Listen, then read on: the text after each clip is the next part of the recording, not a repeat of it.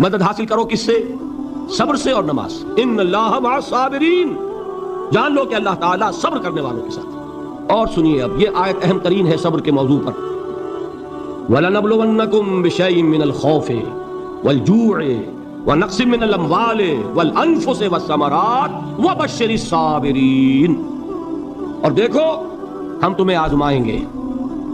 وَلَنَبْلُوَنَّكُمْ، ہم لازماً آزمائیں گے تمہیں، بِشَيْءٍ مِّنَ الْخَوْفِ، خوف کی کیفیت طاری کر کے، والجوع، بھوک، فقر اور فاقہ، ونقص من الاموال، مالی نقصان، والانفس، جانی نقصان، والثمرات، اور ثمرات، پھلوں اور میووں کا نقصان۔ میرے نزدیک یہاں پر ثمرات کا مفہوم ایک اور بھی ہے۔ ایک تو صاف تھا کھجور کی فصل تیار ہے اور غزوہ تبوک جانے کا حکم مل گیا، کون اتارے گا؟ اور کھجور وقت پر اتری نہیں، برباد ہو جائے گی۔ یہ ہو رہا ہے نا میووں کا نقصان۔ اور میرے نزدیک یہاں یہ بھی ہے، بسا اوقات بہت سی محنتوں کا نتیجہ انسان دیکھتا ہے کہ ضائع چلا گیا، میں نے 10 سال محنت کی، حاصل کوئی نہیں نکلا۔ یہ ثمرات کیا ہیں؟ محنتیں، محنتوں کے ثمرات کا ضیاع۔ کوشش آپ نے کی، قسمت کی خوبی دیکھی ہے، ٹوٹی کہاں کمن، 2-4 ہاتھ جب کے لبے بام رہ گئے۔ Be prepared. ایک شاعر کے یہ اشعار ہیں، وہ کمیونسٹ تھا، میں نام بھی نہیں لیتا، لیکن یہ کہ یہ اسی انقلابی، چونکہ ان کا بھی ایک انقلابی نظریہ ہے، انقلابی عمل میں یہ سارے مراحل آتے ہیں۔ کوئی سیٹ بیک آیا، فرض کیجئے کوئی ناکامی ہو گئی، تو اپنے ساتھیوں کو دل بندھانے کے لیے یہ فصل امیدوں کی ہمدم اس بار بھی غارت جائے گی، سب محنت صبح و شاموں کی اب کے بھی اکارت جائے گی۔ میرے نزدیک یہ ثمرات کا جو لفظ یہاں آیا ہے، وَنَقْصٍ مِّنَ الْأَمْوَالِ وَالْأَنفُسِ وَالثَّمَرَاتِ، سب محنت صبح و شاموں کی اب کے بھی اکارت جائے گی۔ دھرتی کے کونوں خدروں میں پھر اپنے لہو کی کھاد بھرو، پھر مٹی سینچو اشکوں سے، پھر اگلی رت کی فکر کرو، پھر اگلی رت کی فکر کرو، جب پھر ایک بار اجڑنا ہے۔ ایک فصل پکی تو بھر پایا، تب تک تو یہی کچھ کرنا ہے۔ ایک مقصد ہے سامنے، انقلاب برپا کرنا ہے۔ ایک کوشش ناکام ہو جائے کوئی پرواہ نہیں، نیکسٹ، پھر تیار رہو ناکامی کے لیے۔ ایسا نہ ہو جو انگریزی میں کہتے ہیں hope for the best but be prepared for the worst. ایسا نہ ہو کہ دوسری مرتبہ ناکام ہو کے بددل ہو جاؤ، تمہاری ہمتیں جواب دے جائیں، نہیں، پہلے سے تیار رہو کہ دوسری مرتبہ بھی ناکامی آئے تو آئے، لیکن جب تک کہ کامیابی حاصل نہیں ہوتی ہمیں یہ کام کیے تھے۔ صبر کا مادہ نہیں ہوگا تو آپ کام نہیں کر سکیں گے۔ اور اسی کا ایک دوسرا رخ ہے، جب آپ دعوت حق کے لیے کھڑے ہوں گے، پہلا قدم کیا آتا ہے؟ استہزاء، تمسخر، مذاق اڑانا، جس کی میں مثال اب دینا چاہتا ہوں محمد رسول اللہ صلی اللہ علیہ وسلم کی شخصیت سے۔ دیکھیے ہم کیا اور ہماری بساط کیا، ہم کیا مبلغ ہوں گے، کیا داعی ہوں گے، ہمارے اپنے دامن پر داغ ہوتے ہیں، لیکن یہ کہ محمد رسول اللہ کے دامن پر کوئی داغ تھا؟ ان کو تو سارے مکے والے الصادق الامین کہتے تھے، نہایت محبوب شخصیت تھے، ان کے لیے تو جا صادق، جا الامین، یہ الفاظ سننے میں آتے تھے، آنکھوں کا تارا۔ لیکن جب آپ نے دعوت اب شروع کی، اب قرآن مجید میں دیکھیے، کسی نے کہا مجنون ہو گئے، دماغ خراب ہو گیا، پاگل ہو گئے، اجی شاعر ہے، کچھ شعر توڑ لیتے ہیں، ہم پر ڈھول جماتے ہیں۔ کسی نے کہا ساحر ہے، کچھ جادو سیکھ لیا ہے، یہاں تک کہ ایسے بدبخت بھی پیدا ہوئے، قرآن میں ہے ساحر کذاب، سحر کرنے والا جادوگر نہایت جھوٹا۔ یہ الفاظ کہے جا رہے ہیں کس کی شان میں؟ محمد رسول اللہ صلی اللہ علیہ وسلم۔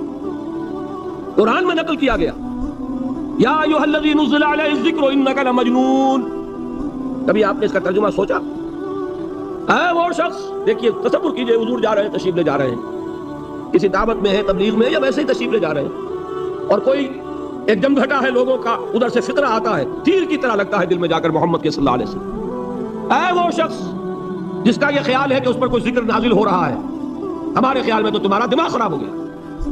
یا ایھا الذی نزل علیہ الذکر انک لمجنون، کہا کہ نہیں کہا؟ اور یہ نہ سمجھیے کہ حضور صلی اللہ علیہ وسلم کے قلب مبارک کو تکلیف نہیں ہوتی تھی، میں قرآن سے ثابت کروں گا، میں کہیں کوئی کہانیاں بیان نہیں کرنا چاہتا۔ قرآن نے کہا ہے وَلَقَدْ نَعْلَمُ أَنَّكَ يَضِيقُ صَدْرُكَ بِمَا يَقُولُونَ، اے نبی ہمیں خوب معلوم ہے صلی اللہ علیہ وسلم کہ جو کچھ یہ لوگ کہہ رہے ہیں اس سے آپ کا سینہ بھجتا ہے، یہ جو گھٹن ہوتی ہے، صدمہ ہوتا ہے۔ أَنَّكَ يَضِيقُ صَدْرُكَ بِمَا يَقُولُونَ، ہمیں خوب معلوم ہے کہ جو کچھ یہ باتیں آپ کو سننی پڑ رہی ہیں، یہ کڑوی کسیلی باتیں، یہ جو فکرے چست ہو رہے ہیں، استہزاء ہو رہا ہے، تمسخر ہو رہا ہے۔ سورہ ہجر میں ہے، ایک جگہ کھڑے ہوئے لوگ قرآن کا مذاق اڑا رہے ہیں، بھائی فلاں آیت تم لے جانا، فلاں آیت میری ہوگی، اس کے ٹکڑے کر رہے ہیں، اس کے ٹکڑے حصے بکھرے کر کے قیمہ بنا کر ان آیات کا تمسخر اڑا رہے ہیں۔ ایک جگہ قرآن مجید میں مذکور ہے کہ فرشتوں کا مذاق اڑ رہا ہے۔ بھائی یہ دیکھو، محمد نے کہا ہے صلی اللہ علیہ وسلم کہ جہنم پر تو کل 19 فرشتے ہیں، علیہا 19 قرآن میں آیت نازل ہوئی۔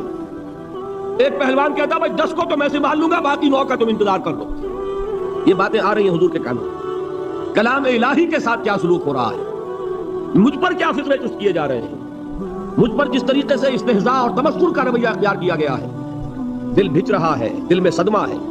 دیکھیے سورہ نون ہے، اور میرے نزدیک یہ دوسری وحی ہے جو حضور پر نازل ہوئی ہے، اس کی ابتدائی آیات، نون والقلم وما یسطرون ما انت بنعمت ربک بمجنون وان لک لاجرا غیر ممنون وانک لعلی خلق عظیم فستبصر ویبصرون بأیکم المفتون ان ربک هو یعلم بمن ضل عن سبیلہ وهو اعلم بالمہتدین۔ نون، قسم ہے قلم کی اور جو کچھ یہ لکھتے ہیں۔ اے نبی آپ اپنے رب کی نعمت سے مجنون نہیں ہیں۔ یہ کیوں کہا جا رہا ہے؟ حضور کو جو صدمہ پہنچا ہے وہی نازل ہوئی ہے دل جوئی کے لیے، تسلی کے لیے۔ آپ کیوں برا منا رہے ہیں؟ اے نبی آپ کیوں صدمہ اور رنج اور اندوہ محسوس کر رہے ہیں؟ ان بدبختوں کے کہنے سے کوئی آپ مجنون ہو جائیں گے؟ مانتا بے نعمت ربک بمجنون وَإِنَّ لَكَ لَأَجْرًا غَيْرَ مَمْنُونٍ۔ آپ کو جو یہ صبر کرنا پڑ رہا ہے، آپ کو جو یہ جھیلنا پڑ رہا ہے، اس کی وجہ سے آپ کو وہ اجر ملے گا جس کا سلسلہ کبھی منقطع نہیں ہوگا۔ وَإِنَّكَ لَعَلَىٰ خُلُقٍ عَظِيمٍ، اور اے نبی آپ تو خلق عظیم کے حامل ہیں۔ آپ کا اخلاق، آپ کا کردار، آپ کی سیرت، آپ کی شخصیت میں طہارت، نفاست، پاکیزگی، آج تک دنیا نے کوئی پاگل، کوئی مجنون ایسا بھی دیکھا؟ یہ ساری باتیں اللہ تعالیٰ حضور کی دلجوئی کے لیے فرما رہا ہے۔ اس سے آپ اندازہ کیجئے کہ کتنا صدمہ ہوتا ہوگا۔ یہی ہے، اس ساری چیز کو جمع کیجئے تو یہ چیز کیا ہے؟ وَاصْبِرْ عَلَىٰ مَا يَقُولُونَ وَاهْجُرْهُمْ هَجْرًا جَمِيلًا۔ صبر کرو اے نبی، صبر کرو اے محمد صلی اللہ علیہ وسلم، جھیلو اور برداشت کرو اس پر جو یہ کہہ رہے ہیں۔ اچھی طرح نوٹ کیجئے یہ بات، ذرا سیرت ہی کا سمجھ لیجئے، آج ایک بیان ہو جائے گا۔ یوں سمجھیے جب حضور نے یہ کہا کہ مجھ پر وحی نازل ہوئی، فرشتے سے ملاقات ہوئی، تو اب وہ چہمے گوئیاں شروع ہو گئی، معلوم ہوتا دماغ خراب ہو گیا۔ دیکھیے ہم نہیں کہتے تھے یہ جا کے غار حرا میں بیٹھتے ہیں، کئی کے دن رہتے ہیں، بھوکے رہتے ہیں، وہ خشکی چڑھ گئی نا آخر۔ یہ جس طرح کی باتیں دنیا میں آج ہوتی ہیں اسی طریقہ کی باتیں ہوتی تھیں۔ عتبہ ابن ربیعہ ایک مرتبہ آتا ہے، کیونکہ قریش کے بڑے لوگوں میں سے تھا، تو قریب آ کر بڑی اپنائیت کے ساتھ، بڑی شفقت کے ساتھ، بڑے بزرگانہ انداز میں کہتا ہے بھتیجے، حضور سے، بھتیجے اگر واقعی کسی بدروح کا سایہ ہو گیا ہے تم پر، وہ آسیب آ گیا ہے تو مجھے بتا دو، میرے بہت سے عاملوں سے تعلقات ہیں، میں کسی کو بلا کر یہ تمہاری بدروح دور کر دوں گا۔ اب آپ سوچئے کیا بیتی ہوگی حضور کے دل پر۔ یہ وہ کیفیات ہیں، اور یہ نوٹ کر لیجئے 4 برس تک یہی شکل رہی ہے۔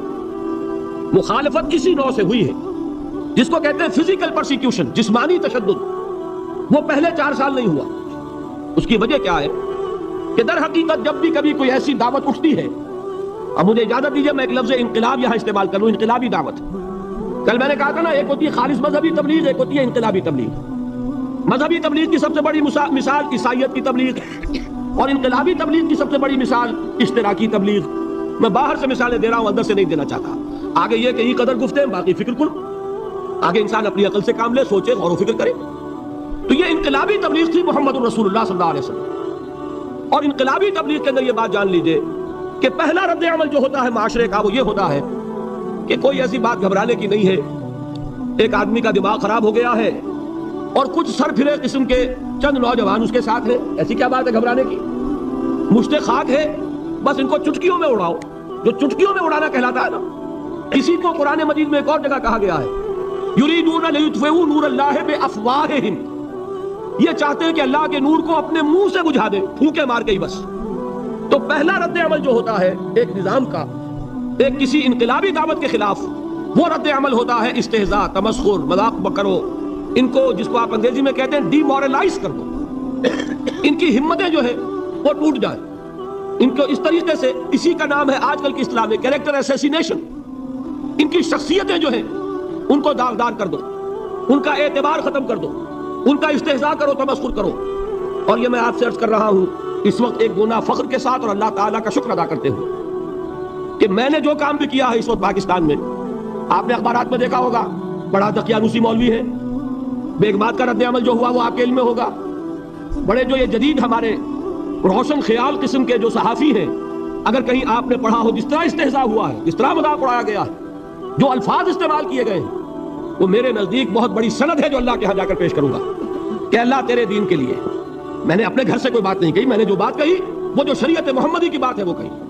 اگر اپنی طرف سے کہیں ہو کوئی اضافہ کیا ہو تو اللہ تعالیٰ کی پھٹکار ہو مجھ پر اور لعنت ہو مجھ پر، لیکن اگر میں نے وہی کچھ کہا جو شریعت محمدی کا تقاضا ہے اور قرآن اور سنت کی بات ہے، تو پھر اگر مجھے کسی نے پاگل کہا اور کسی نے دقیانوسی کہا اور کسی نے اور فقرہ چست کیا تو میں اس کے لیے، میں تو سمجھتا ہوں میرے لیے وہ سند ہے جو اللہ تعالیٰ کے ہاں میں جا کر پیش کروں۔ اور یہ جان لیجئے کہ وہی بات ہوتی ہے ہمیشہ، ہسٹری ریپیٹس اٹسیلف۔ وہ بات کریں گے جو حضور نے کی تھی، وہی رد عمل سامنے آئے گا جو اس وقت آیا۔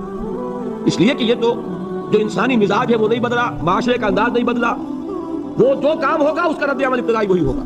اور اس میں در حقیقت امتحان ہوتا ہے صبر کا۔ کیا دل شکستہ ہو کر بیٹھ رہے گا انسان؟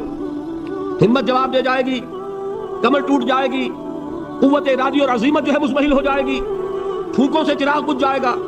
یہ جو میں نے آیت آپ کو سنائی تھی اس کا بڑی خوبصورت کے ساتھ ترجمہ کیا ہے مولانا ظفر علی خان نے کہ نور خدا ہے کفر کی حرکت میں خندہ زن، پھونکوں سے یہ چراغ بجھایا نہ جائے گا۔ یریدون لیطفئوا نور اللہ بافواہہم واللہ متم نورہ ولو کرہ الکافرون۔ یہ چاہتے ہیں کہ اپنے منہ کی پھونکوں سے اللہ کے نور کو بجھا دیں، حالانکہ اللہ تعالیٰ تو اپنے نور کا اتمام فرما کر رہے گا، خواہ ان کافروں کو کتنا ہی ناگوار ہو۔ اس کی ترجمانی ہے نور خدا ہے کفر کی حرکت پہ خندہ زن، پھونکوں سے یہ چراغ بجھایا نہ جائے گا۔ بہرحال اس مرحلے پر میں نے آپ کو دو صبر بتائے۔ صبر کس چیز سے؟ اپنا کیریئر دنیاوی جو بھی آپ حاصل کر سکتے تھے، ذہین آدمی ذہانت لگائے گا تو دین کی دعوت دے گا ایٹ دی انٹلیکچوئل لیول۔ اور یہ بات جان لیجئے کہ یہ چیز دنیا میں کسی کمائی کا ذریعہ نہیں بن سکتی، اسے قربانی دینی پڑے گی کیریئر کی، اپنے مفادات کی، تب کام کر سکے گا۔ عام آدمی وقت لگائے گا، صلاحیتیں صرف کرے گا، اپنی وہی اس وقت سے اور توانائی سے پیسہ بنا سکتا تھا۔ آج کل تو آپ کو معلوم ہے کہ بڑی سادی ہو گئی ہے یہ حساب کتاب کی بات، بہت سادہ۔ ایک انسکلڈ لیبرر کا 1 گھنٹہ برابر ہے اتنے روپے کے، ایک سکلڈ لیبرر کا 1 گھنٹہ برابر ہے اتنے روپے کے۔ آپ تو ہر چیز کاؤنٹ کر سکتے ہیں، میئر کر سکتے ہیں۔ جو شخص 1 گھنٹہ لگا رہا ہے اس نے کوئی پیسہ خرچ کیا ہے، اسی وقت کو لگا کر وہ پیسہ بنا تھا، اسی ذہانت اور صلاحیت سے وہ کوئی کمائی کرتا، ادھر لگایا۔ تو وہ جو کمی ہو رہی ہے اس کو برداشت کرنا، اس کو جھیلنا اور خوش دلی سے برداشت کرنا، یہ سمجھنا کہ در حقیقت یہ سب کچھ کیا ہے کہ اللہ تعالیٰ کے ہاں اس کا جو ثواب ملے گا۔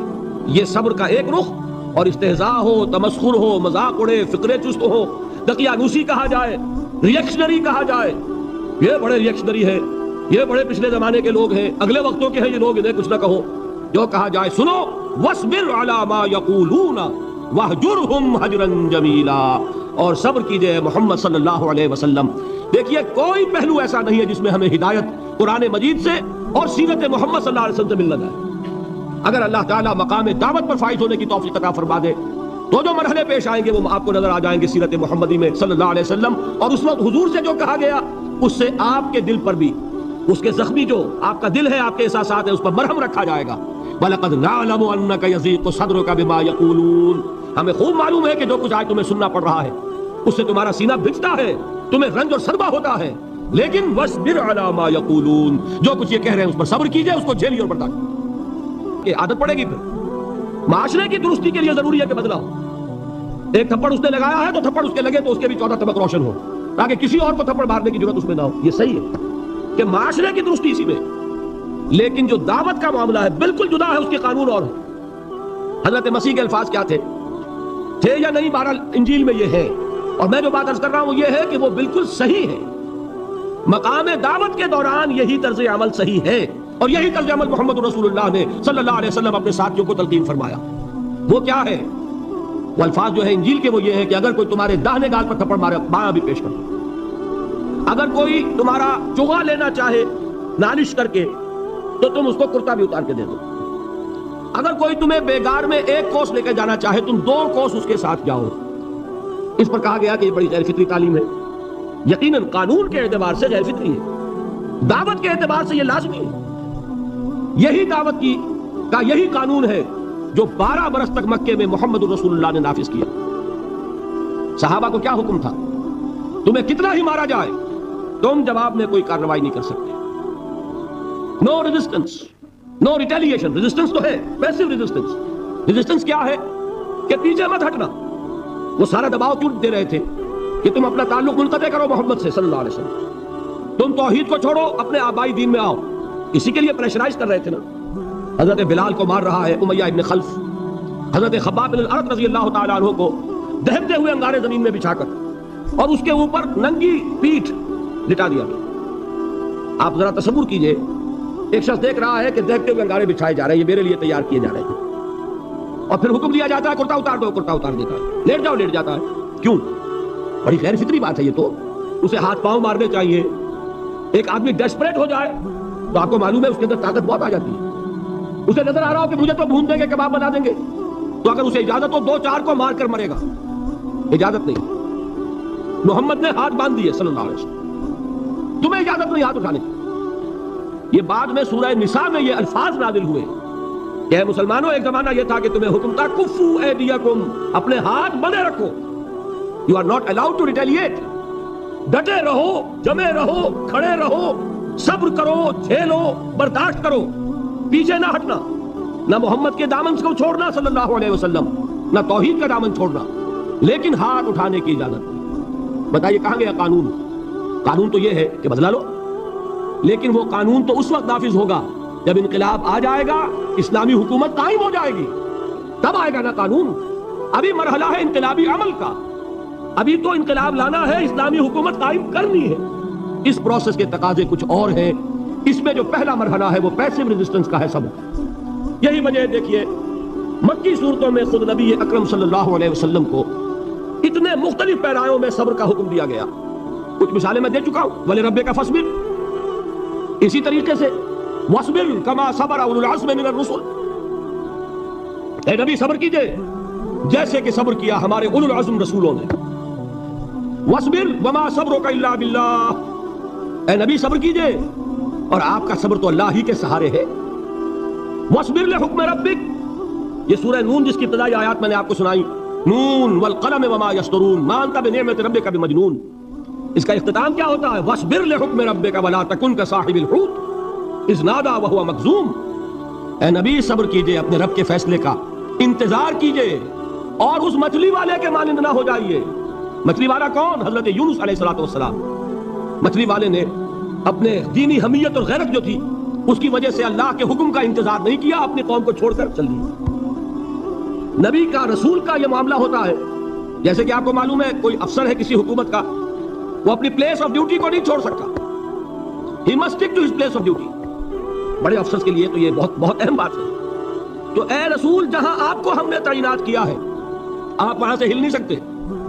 کہ ذرا مخالفت ہوئی, لوگوں نے فکرے تست کیے اور آپ کہیں اور چل دیے, دفع ہوئے, یہ بات نہیں سننا چاہتے, میں کسی اور کو سناؤں گا. ہو سکتا ہے نا, ہم تو کرتے ہیں نا یہ, اس لیے کہ ہمیں تو اللہ نے کہیں تعینات تو نہیں کیا نا. اگر ایک جگہ کے لوگ بات نہیں سنتے, چلو بھائی ہم کہیں اور جائیں گے, وہاں بات سنائیں گے. لیکن رسول کا معاملہ ہوتا ہے جو اس کی پلیس آف اپوائنٹمنٹ ہے, he cannot leave his place without the express permission of Allah سبحانہ و تعالی.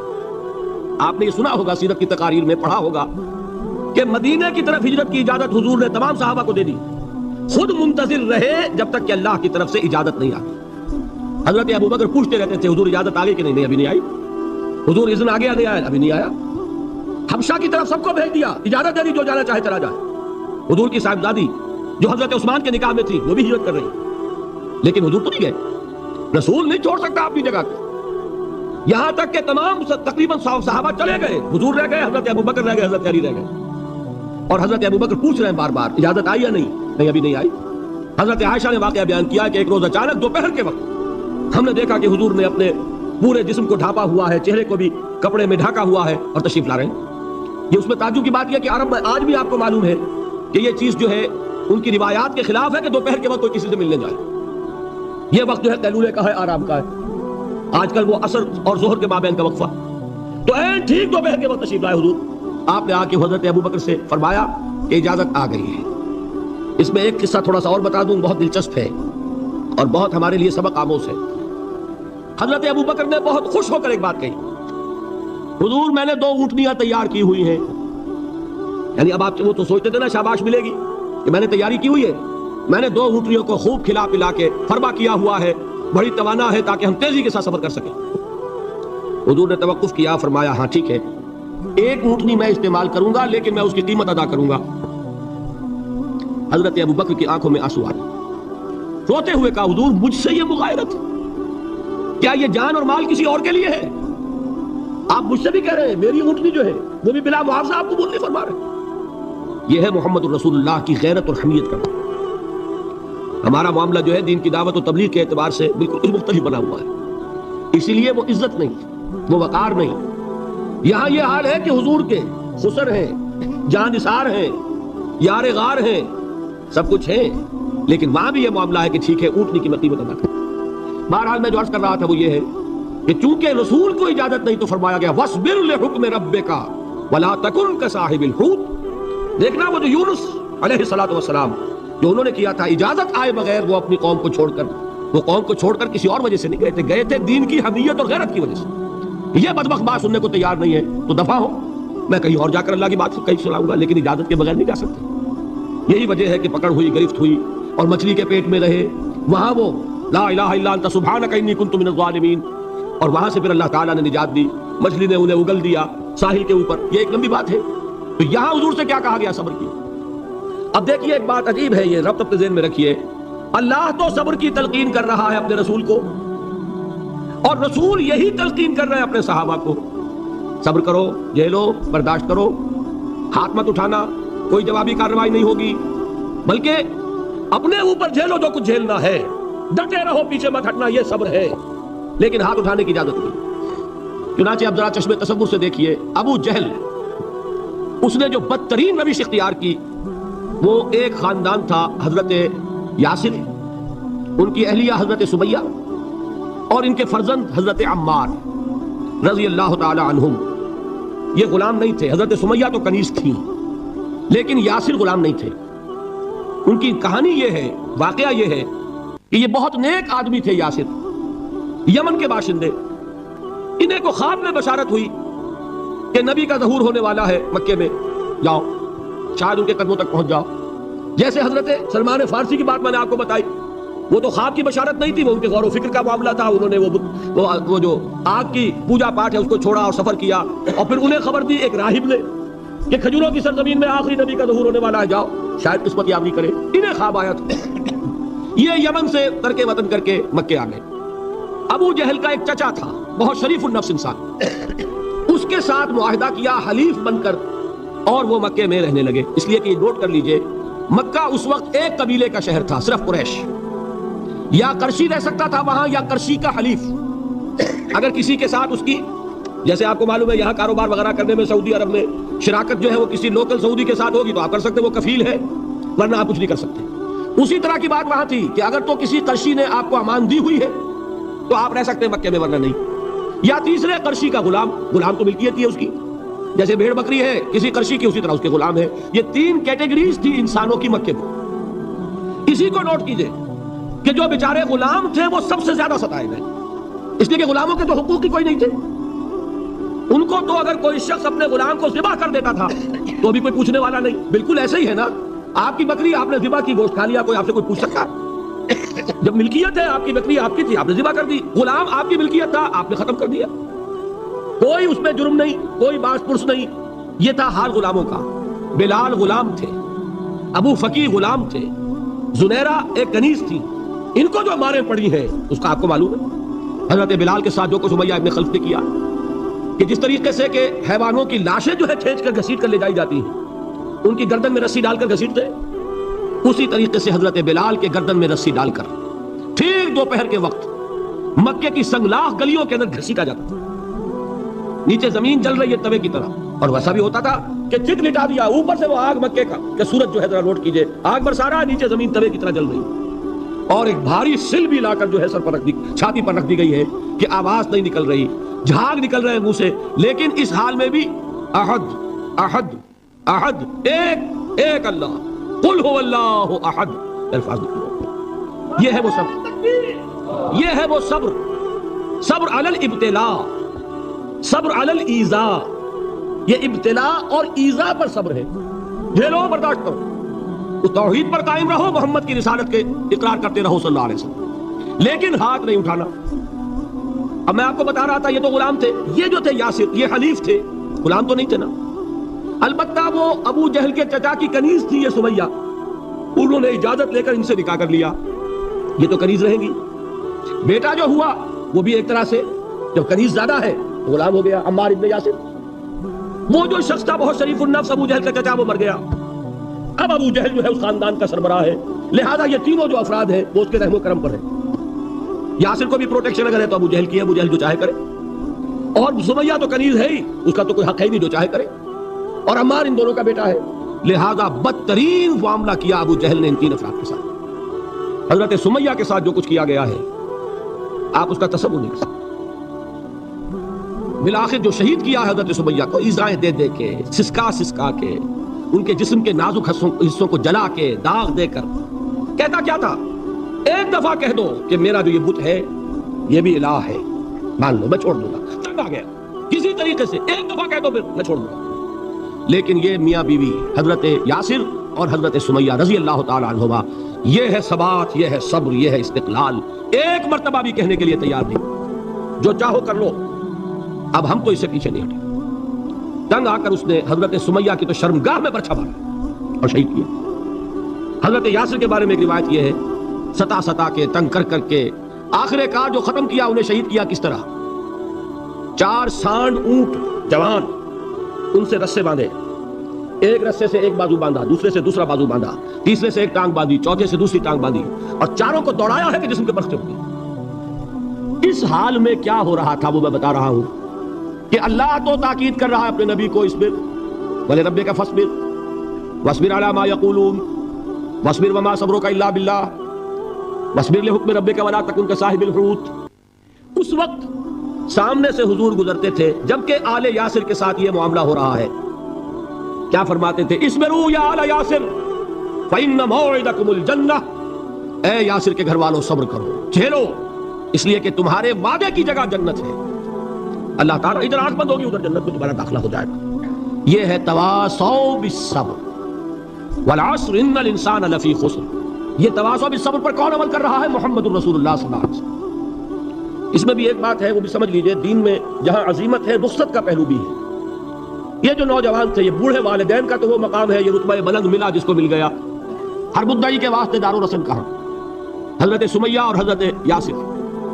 نوٹ کیجئے, میں ایک اعتبار سے کہا کرتا ہوں, سید الشہداء یہ بنے کہ نہیں بنے, ان کو جو فوقیت حاصل ہوئی, الفضل للمتقدمین, سب سے پہلی جان دینے والی یہ خاتون, اور سب سے پہلی جان دینے والا اللہ کے لیے, توحید کے لیے, محمد کی رسالت کے لیے صلی اللہ علیہ وسلم. دے تو بھی محمد کی صداقت کی گواہی. یہ صداقت کی گواہی دیتے ہوئے انہوں نے اپنی جانیں دے دی. لیکن جو نوجوان عمار ہے اس نے رخصت کی راہ اختیار کی, جھیلا نہیں گیا, برداشت نہیں ہو سکا. ایک مرتبہ کلمہ کفر زبان سے نکال دیا, ابو جہل نے چھوڑ دیا, لیکن اب پشیمانی طاری ہوئی ہے میں کیا کر بیٹھا. اس کے بعد انہوں نے اپنے آپ کو ایک ستون سے باندھ لیا کہ حضور ہی آ کر مجھے اگر یہاں سے کھولیں گے تو میں کھلوں گا, ورنہ میں یہی اپنے آپ کو ہلاک کر دوں گا, مجھ سے کیا ہو گیا. حضور خود تشریف لائے, دست مبارک سے کھولا, کہا کہ یہ بھی دین میں اجازت ہے, کلمہ کفر کہہ کر جان بچا لینے کی اجازت ہے.